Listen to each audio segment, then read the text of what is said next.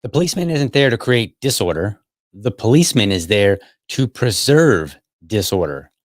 Richard J. Daley, former mayor of Chicago.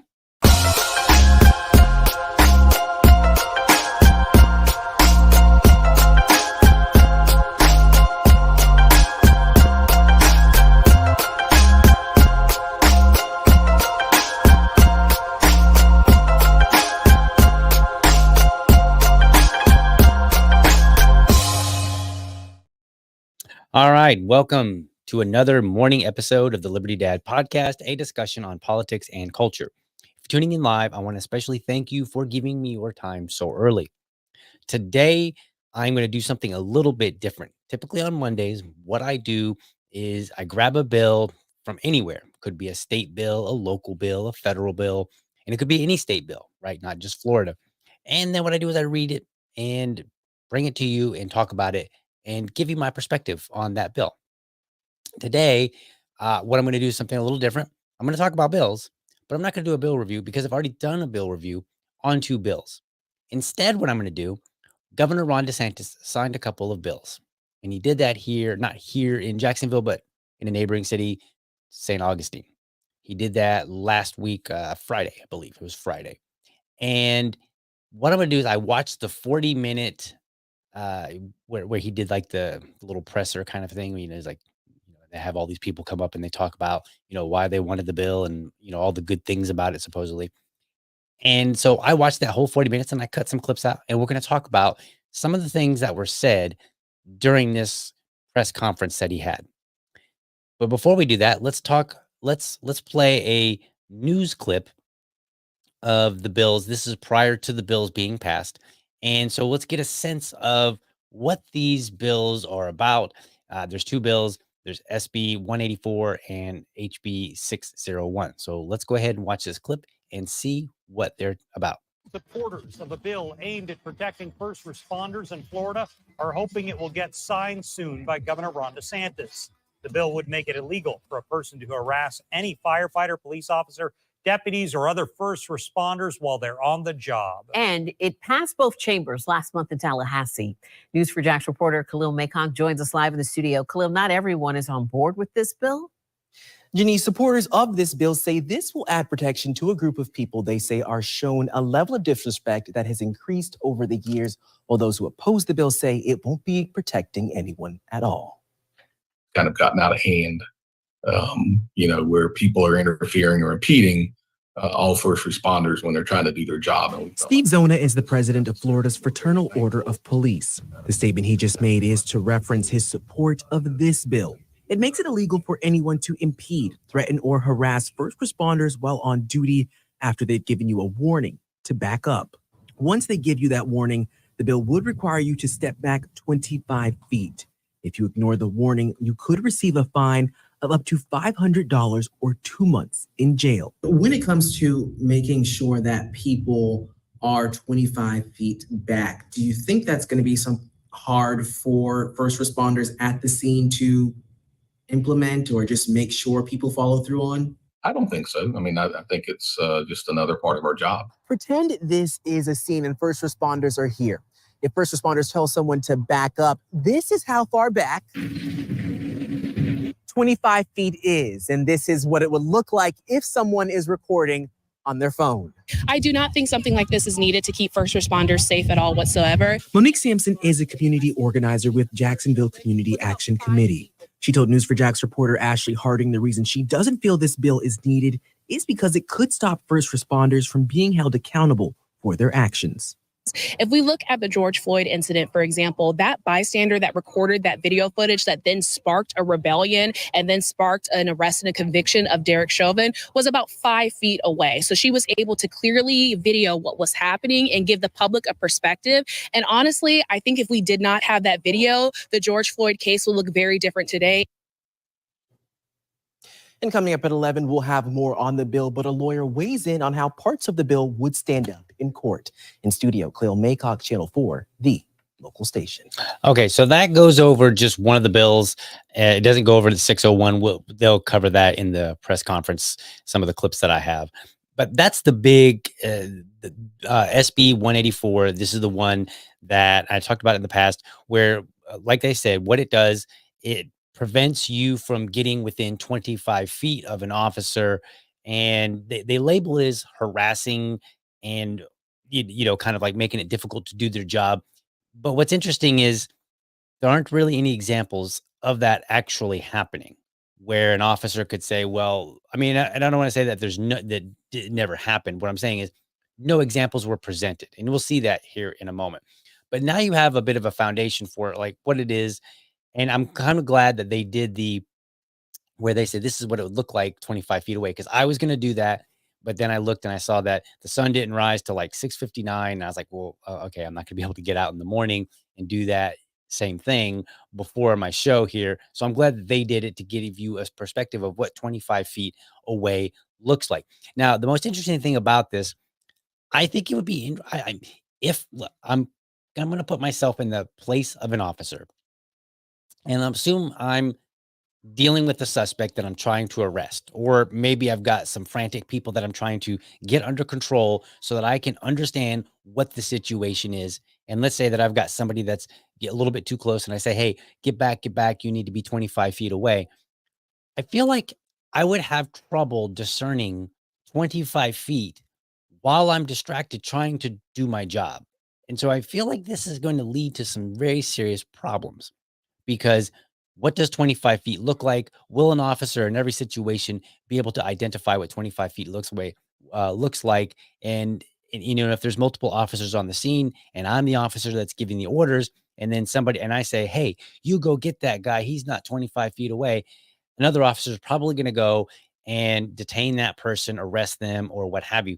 So this sounds to me like this is going to very quickly lead to more altercations with the police.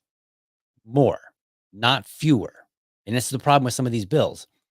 We're increasing the negative interactions, the potential negative interactions with police, because we simply said, okay, well, now it's a crime to be within 25 feet of an officer if they've told you otherwise. Now they're playing this up and they're saying, well, it's first responder, because what they did was they labeled they went through the definitions in the statute and they changed the definition of a first responder to include an officer. And so they did all these different things to allow officers to be first responders, which they are. But so what they'll do is they'll continually say first responders, and they'll talk about EMS and they'll talk about firefighters. But the funny thing is, in all the conversations, they'll mention that, but there aren't any examples. There aren't any representatives. Like you're not seeing the fire chief come out and say, yeah, this is what, we really need this. So when they talk about it in the context of first responder, just know what they're really talking about is the police. That's really what it is. It's just covered under first responder because it looks better. So let's get into that press conference a little bit. and let's see what they have to say. So this is and I've got these in order. So this is an order that they actually happened. I didn't move them around or anything. And let's watch this because I think this is very, very telling. This first thing that that Governor DeSantis went ahead and said. Where crime right now in the state is at a 50-year low. And that only happens when you have people that are wearing the uniform that are keeping people safe. If you don't support them, if they feel like they're under the gun, you are going to see crime rise. That's just the nature of it. So we have a overall crime down nearly 10% year over year. Murder down 14, burglary down 15%, robbery down 17%. And look, we do good stuff at the state with policy. That's important. If you have the bad policy, I mean, if there are no cash bail and they're releasing people all the time, you could be the best police officer in the world, have the best force. You're gonna, the thumb's gonna be on the scale against you. So our role has been important, and we're proud of that. But ultimately, here is where the rubber meets the road, and we have the best law enforcement officers in America in the state of Florida. So we're proud of that. Okay, so he starts off like toward the beginning of the press conference talking about how crime is at a 50-year low in Florida. Now, some people have argued about whether or not the data that he was using accurately represents crime. Whatever. That's a different conversation. The conversation here is he's at a press conference to sign bills where one of them says if a police officer tells you to get back 25 feet, you need to get back as a matter of safety. And then all throughout the press conference, they're talking about, how police officers get up every day and they put a badge on, they may not come home, all those same talking points, right? All of them about how dangerous the job is, about how this is about safety. But I find it interesting that at the same time, they were talking about crime being at a 50-year low. So if crime is at a 50-year low, then it seems to me that the police are able to do their job just fine. They're not having a problem.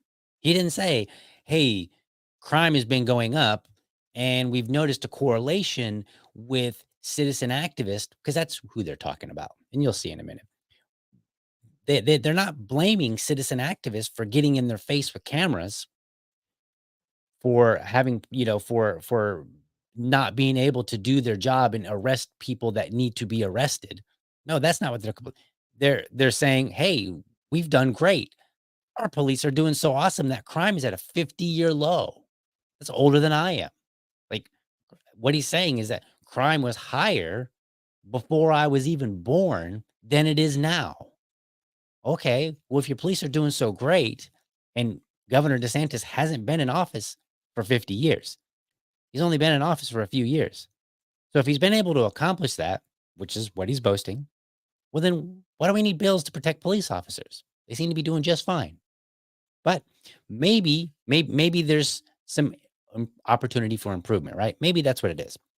So let's look at one of his examples, because whenever we talk about a bill, we should always talk about, well, what are the reasons that this bill is necessary?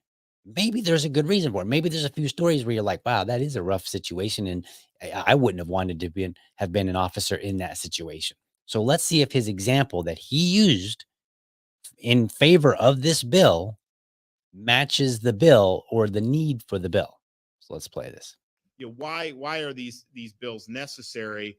Well, one of the reasons I think they're necessary is this issue that just happened with, the media is running that there were 96 shots fired, and they're trying to put the police officers under the gun. So you see these headlines, and they're trying to cause division in society. They're trying to create a narrative. They know what they're doing. And sometimes you got to read like 8 paragraphs down. And then when you admit that this guy was shooting at the police officers first. So how are you in a situation where it's at all controversial to have a criminal suspect shooting at and hitting one of the police officers, firing shots, and they're not supposed to be able to respond in kind. They not only have a right to respond in kind, they have a duty to respond in kind when somebody is using lethal force against them. So how this is trying to be packaged into some narrative against the police officers, and they're trying to de-emphasize the fact that this guy shot, I think he shot his entire magazine, because he shot at least 10 shots. So it was 10 to 12 shots he was shooting. So then, of course, these other officers are going to respond. Okay, so you can argue whether or not the shooting, and I don't remember the city of the state at the moment, where there was like 96 gunshots. It was relatively recent. It was like last week, where there were like 96 gunshots, fired at a man, and police approached a guy. I believe supposedly he might have been wearing a ski mask or something like that, and these officers were plainclothes, so it wasn't clear that they were plainclothes, and so there was debate on whether or not they should have approached him, and and how this interaction played out. However, regardless of what you think of that particular situation, that has nothing to do with a bill about ensuring that citizens are 25 feet away from an officer. It has nothing to do with it whatsoever. I mean, they're literally talking about, hey, citizen journalists who are getting in the face, maybe the harassing officers, they're like, you dirty pig, blah, blah, blah, and they're saying all these terrible, mean things. And then their first example for why these bills are necessary, and there's a second bill, and I'll address that in a moment, but then their first example is this crazy shooting that has nothing to do with at least one of the bills. Now, you could argue that the second bill, 601, which I'll play a clip where DeSantis actually describes both bills. 601 may be related to that particular may be related to that particular incident, and that has to do with citizen review boards. But we'll address that separately in just a moment. So let me play this next clip from Ron DeSantis, and this is where he is describing both of the bills. SB 184 and then HB 601, which he signed on this at this same press conference. And by the way, I just want to point out, I do apologize that you're only getting audio in one. It's not stereo audio. When I pulled the clip, I didn't notice that initially, and so I apologize for that.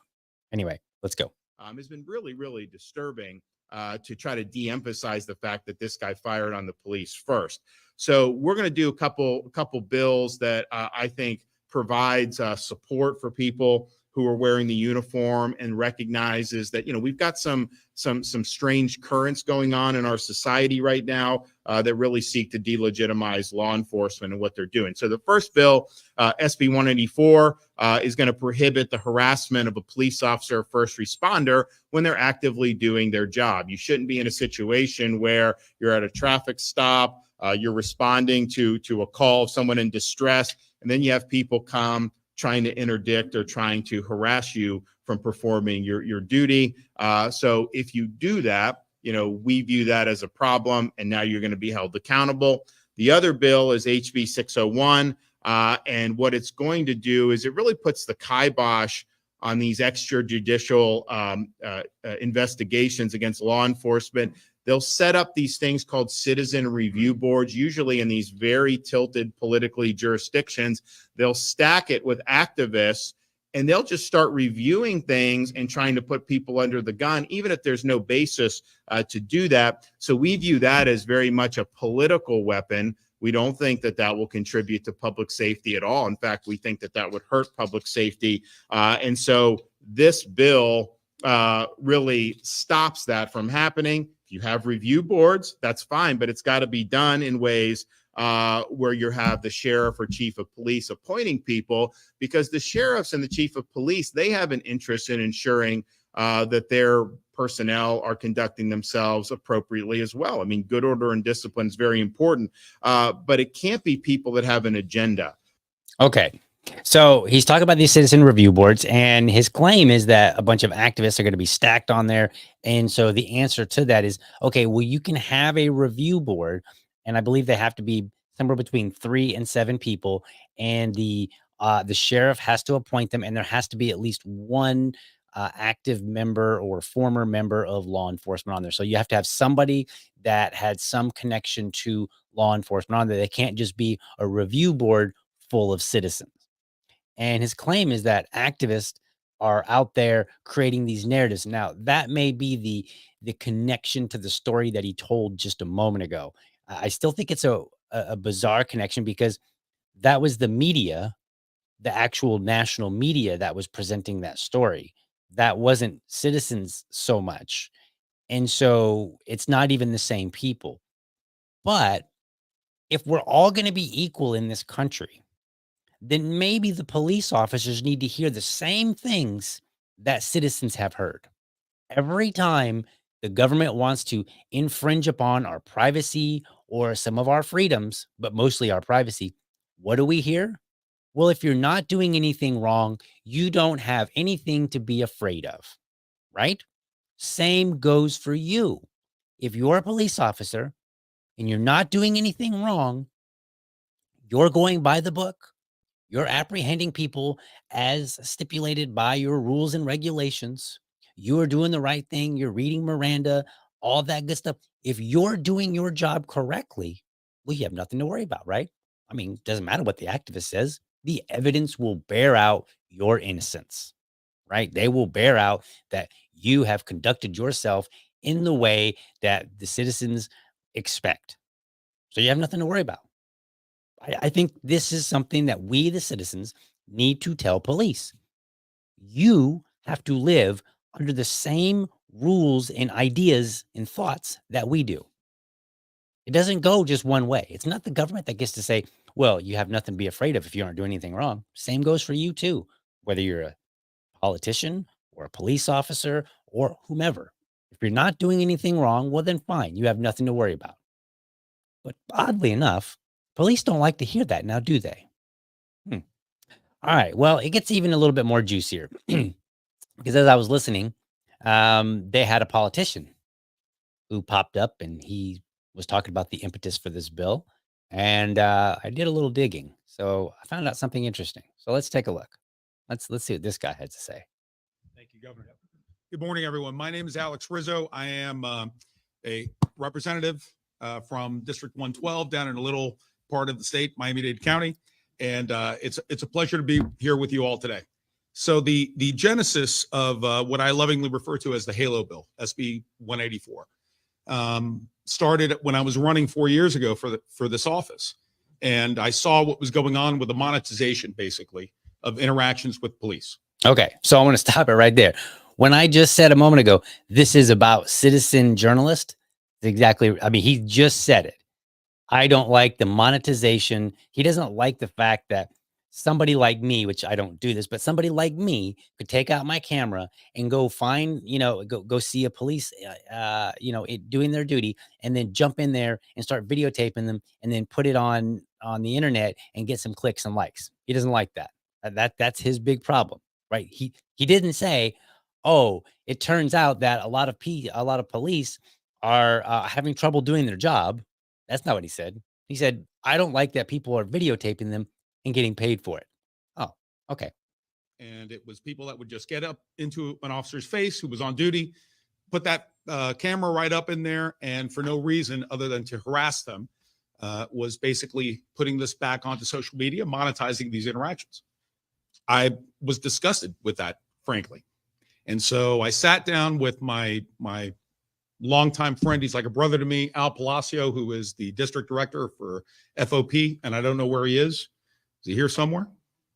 There he is, Al Palacio. We sat down at our favorite pizza place in our hometown of Hialeah, and we started talking about it. And I said, what does step back mean when a police officer says that to someone? And he said, well, it's sort of subjective. And so I was, what do you mean subjective? We've got to put something to that. We've got to. So I'm sorry. I just have to interrupt here again. He was at a pizza place with his buddy, and that was he just was like, I was thinking about when officers say step back. What does that actually mean? Like, am I really to believe that he had that conversation? I don't really like calling people liars unless I actually have proof. So I'm not calling him a liar, but I am going to say that I'm kind of doubting this conversation. Let's continue. Make something, we have to make that mean something. And so we started drawing on a napkin, actually, and he's got the napkin. I think I saw it last night. Oh, okay. So the conversation started 4 years ago in a pizza place. He questions his buddy and he says, "What does step back mean?" And they started drawing what it meant on a napkin. And he has it 4 years later. He retained a napkin that he drew on 4 years ago about what step back means by a police officer. This is the kind of story that we're supposed to believe. I mean, come on. I mean, look, I get it. I've written things on napkins too. They last if I happen to take that napkin with me, I managed to keep it for like what? 2 days before I lose it or toss it in the trash. But supposedly this guy kept this napkin because it was that important. It was so important, whatever they drew on it, that they kept it for 4 years. And we're supposed to believe that. We need to you don't hate your politicians enough. That's just what I'm going to say. Let's finish up the last 20 seconds. And I said, well, there's got to be a protective halo around law enforcement. And I figured it would make sense. I think that every single person that's standing here, every single person that has ever put on a badge is a guardian angel, because instead of running from horror, they run towards the horror and protect the rest of us. Oh, do they now? Okay. Well, we're not going to get into all the stories where that actually did not happen. Uvalde, who was that resource officer that was involved at the shooting that refused to go in the building? Trying to remember which school. I think that might have actually been here in Florida, right? Isn't that the reason why David Hogg is not a big fan? Him in his debate with Spike Cohen just the other night, Spike Cohen had mentioned resource officers, and David Hogg, who is a very anti-gun activist, he expressed some sort of dismay over resource officers. And Spike said, "Yeah, I know. Like you, I don't like resource officers either. They've never stopped a single shooting." Right. So, like this idea that they always run toward the police, run toward danger, is not entirely true. And it just depends on which story you want to pick out. There are some where they have, and there are some where they have not. But let's focus on this claim that he was talking about this 4 years ago. So I want to pull up his website and let's see what we got here. And I apologize for those who are listening to the audio and you can't see this, but don't worry, I'm going to read it. I'm going to read it for you so that you can see it. So here is his current website right here. And Alex Rizzo, Republican state representative for District 12. And here's his platform. Here's his platform. It says education, the elderly, the economy. In fact, the word police is not even on here. Now, you might say, but DL, you're not being fair. It's 2024. Maybe he changed. Maybe back in 2020, that was his thing. He was talking about the police. Well, let's take a look. And this is the Wayback Machine. It's going to be a little bit, the way that it renders the website is a little bit weird. So I apologize. But this is from November 29th, 2021. So let's see what his platform looks like. Oh, same thing. Education, the elderly, the economy. Not talking about police, but maybe it changed after he got elected. So let's go back. And we're going to go back to February 26th of 2021. This is the earliest that I could get it to actually present. There's actually one from 2020, late 2020 in November. Unfortunately, I was unable to get that to pull up. It just sometimes the Wayback Machine is a bit wonky. But we see that again, education, the elderly, the economy. So it doesn't really appear that he was talking about police whatsoever. But I thought, hey, you know what? Maybe again, he got elected and he updated his website to do some new things. You know, so let's go over to Twitter here. And on Twitter, you can do some really interesting searches. In this one, I went to his account, which has been in existence since like 2017. Okay, so this is Team Alex Rizzo, and I typed in police. And then I did a search all the way up until 2020 of December 31st of 2020. Right. So that's what I limited. So I said, all right, tell me everything that he said about police before then. He has exactly one post. Now, he might have deleted some, but that would be weird, but it's possible. And in this post, he says, another successful food distribution in HD 110, thanks to Mayor Halia and Brian Avell, I don't know who that is, for organizing this event. Halia Park staff and the police department work very, very hard along with Farm Share to feed so many in our community. So he's not talking about anything that's dealing with police in terms of like conflict with citizens. He's only like thanking them for this this food distribution event that they had, and that was back in May of 2020. So I can't find any evidence on the internet that that Representative Rizzo was actually talking about the need for police to have this halo of 25 feet around them. It doesn't seem to exist. Now, it might be there. It's very possible. I might be wrong.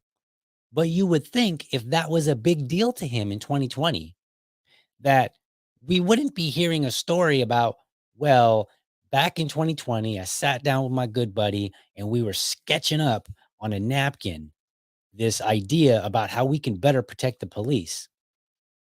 You would think that he would say, well, here's when I started talking about it. Here's a public conference where I mentioned it. Here's a tweet where I said nothing. There's absolutely only this private conversation happened. That was it.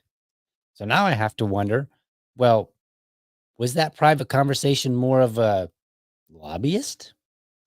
I don't know. But it seems kind of weird that he wasn't talking about it. And it doesn't appear that's why he was elected.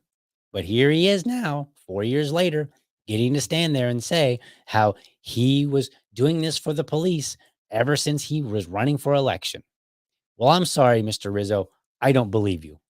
The evidence isn't there. Citizen journalist. I'm 25 feet away. So whatever. Sue me. All right. One more thing. Because I was saying that this is really, when they keep talking about first responders, you'll notice, and I listened to the whole 40-minute press conference, and they made a few mentions about EMT and about firefighters. But that was it. They just kind of briefly mentioned them. And there was not a single story that showed any first responder of any kind was having trouble doing their job because of crazy citizen journalists. And don't get me wrong, sometimes citizen journalists, or any journalist for that matter, sometimes they go over the line. That's kind of how they get the story, right? Like, you don't get the story by sitting way in the back of the crowd and holding your camera up really high to try to get a good shot. No, you elbow your way in there and you get as close as you possibly can so that you can get I was going to say a camera, so that you can get a picture, a photo, you can get a video, you can get some audio. You're elbowing your way in there to get the story. I mean, I've heard of, way back in the day, journalists would sometimes climb over walls and effectively break and enter, if you will. They would breach a wall in order to get a story. So yes, journalists sometimes do go a little bit too far. I don't disagree. But the question isn't, are they going too far? The question is there a need for this bill? And they haven't demonstrated it. But I want to show you this picture here because they keep talking about all these first responders. And for those who are just listening, I'll describe it to you. But I put it up on the screen here, and you can see this is a panned back view of all the first responders. And you'll notice that out of, I don't know, about 20 people that are standing behind Governor DeSantis, almost every one of them are police officers. And those who aren't appear to be somebody else, like a representative or somebody like that, right? There's not a single, I don't see any EMT. I don't see any firefighters in here. I haven't heard a single story about an EMT or a firefighter. This was all a play to benefit the police without actually having to say, well, this is the need. And when we do bill reviews on this show, when I talk about the bills and I read them, one of the first things that I look for is, What is driving this need? Is there an actual need? Sometimes there is. And then the second thing I look at is, okay, if we've identified that there's actually a need that needs to be addressed, then the question is legislation the best way to approach this? Because there might be some other approach that you can that can achieve the same thing or even better results. And we should always do that for legislation. Now, here's what's not going to happen. What's not going to happen is these two bills have been signed. Nobody is going to look back and say, well, it turns out these bills were necessary because look how they benefited the law enforcement. Look how they're not going to go back and show you where there was a problem and that problem has now been resolved or diminished. That's not going to happen because that never happens with bills. This is why it's so important to read the bills ahead of time and ask the tough questions and demand answers before they start signing these bills, because it's there now.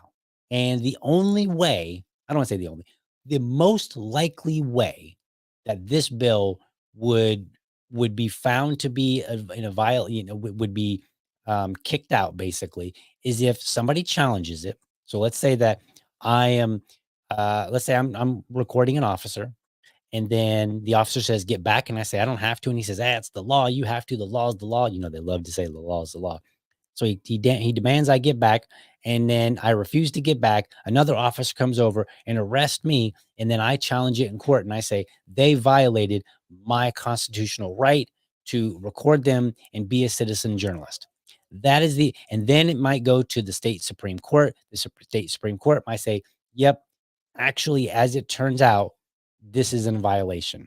And we've seen that in other states. I believe Arizona was one of them. Arizona had a very similar law. I don't know the details of it.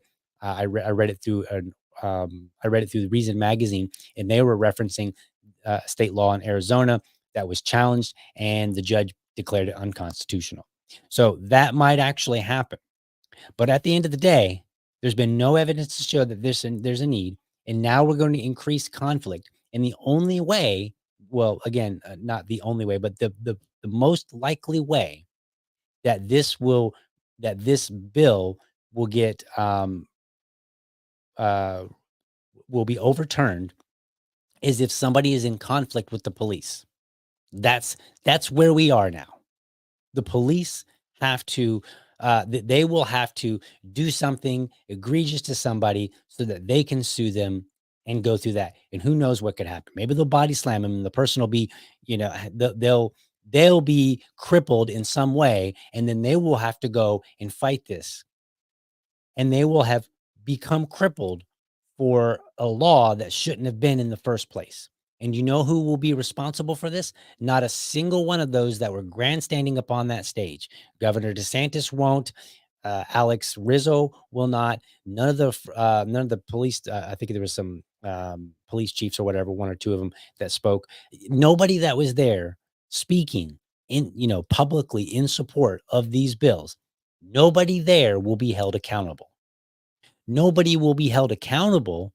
Going to now to talk about HB 601, nobody's going to be held accountable if citizen boards are constantly being undermined, by a police officer being on the board as required now by law.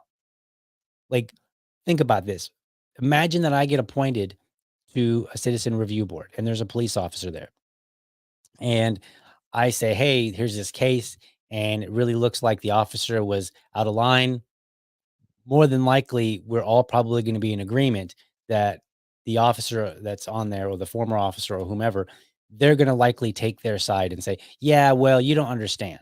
Because that's always the excuse. It's all like, go online and criticize police. You're going to get one of two responses. Are you a police officer? Or why don't you do a ride along? You don't know what their job is like. Well, I don't have to know what their job is like. I can watch sometimes on these videos and say, man, that seemed pretty aggressive. And that person, they didn't seem to be fighting all that hard. Why are you being that aggressive? And in some cases, we have found that, yes, the officer was being aggressive because of these videos by a jury of their peers who may not be officers. So no, that doesn't hold up logically that somebody has to be an officer to understand. We can all watch violence and we can see when it's too far. I can watch a fight out on the street and go, okay, it's just a simple fight, couple black eyes, no big deal. Or I can watch a fight and say, man, that dude is smashing that guy. He is in serious condition. Somebody ought to do something about it. People can tell when something is going too far. And there may be a gray area where some people might think it's too far, but maybe it's not because they're not there in the moment.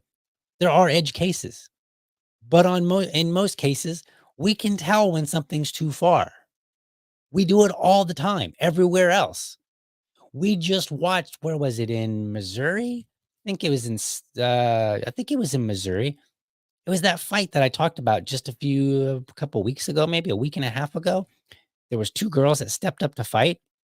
The one girl, the black girl, got the advantage over the white girl and then started beating her head on the concrete. And virtually everybody on the internet was like, whoa, that's way too far. She took it way too far. And you know, it never happened. Nobody said, well, honestly, you really need to be there. You don't know. You weren't there. You don't know what it was like. Nobody said that because we all know when violence goes too far, or we all have a sense of it at least, right? We have a sense like, I think this is going too far. We can tell that. And so now the citizens are removed from the process of policing. So guess what that's going to do? That's going to exacerbate police and relationships with communities, but not all of them, right? It's gonna be the poor communities, the communities that are already struggling to have a good perception of the police. The rich white folk, look, I don't mean to make it a race thing, but the rich white folk that live in the really nice areas, they'll be fine. They've been fine, they will be fine, right? But the poor folk, some of the black community, they're not going to be fine, because now when somebody tries to step up and record the officer to ensure that their body cam, if their body cam was off, when somebody steps up to record, now they're going to be potentially manhandled by the police. Because if they say, well, I refuse, I'm 15 feet away and this is far enough away, you can still do your job, I'm recording you for the safety of everybody, another officer can come and arrest them. And what happens when you arrest somebody? That is a physically forceful action. They're not just gonna come over and, if somebody is refusing to get back further than 25 feet, then chances are they're going to put up a little fight for an arrest, especially if they believe that they're within their constitutional rights, which I would say they are, as long as they're not physically interfering and they're not close enough to create a bit of a problem. I mean, if I'm right up on an officer, like I could like hug him. Yeah, that's too close. But if I'm 5-10 feet away, that's not too close. You can still arrest somebody while I'm recording you, or anybody. That you can still do your job. And if you can't, well, I mean, Citizen Review Board, which we used to have, they could handle it, and you wouldn't have to worry again if you were doing your job, right? That's what we keep being told. That's what citizens are told. So that's what the police can be told. If you're doing your job, you're doing it the right way, you have nothing to worry about. You don't need the thin blue line to insert its way into a review board. You don't need that. You're doing the right thing, right? Anyway, got me all fired up this morning. I tell you, folks, Florida loves a police state, and we've got tons of bills. If you don't believe me, go back to my episode number 273, The Thin Legislative Line, a Police State. And I just kind of cover like 5 or 6 different bills, and several of them had already been passed. A couple of them now have been passed. I think, if I remember correctly, all of the bills that were in that episode have now passed, and all of them favored police. Every single one of them. We're not passing bills that are favoring citizens or assisting citizens in reviewing the police and holding them accountable. Nope. We just keep getting the same excuse over and over and over. You don't know what it's like. A policeman gets up every day, puts on a badge, doesn't know if he's going to be home to take it off. Right? We hear that all the time. And most police officers come home every day. What's even more funny is when several years ago, I went to a coffee with a cop, They had coffee. Yeah, I think it was called Coffee with a Cop here in Jacksonville. I went there and I was talking to them and I said, what are you doing to improve relationships with citizens? A lot of people are afraid of you. And they said, well, here's what you need to realize. They said, we don't know what we're walking into. And I said, okay, neither do I. If I stop, if an officer pulls me over, I have no idea how that exchange is going to go. I don't know if he's going to be a jerk. I don't know if he's going to get mad at me, decide that I've done something wrong and yank me out of the car. I don't know what's going to happen. I have no idea. So I don't know what I'm walking into either. Okay.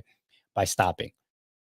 But more importantly, they said, citizens need to realize that almost like the greater majority, this is what an officer told me directly, the majority of interactions between police and citizens end up without being a problem.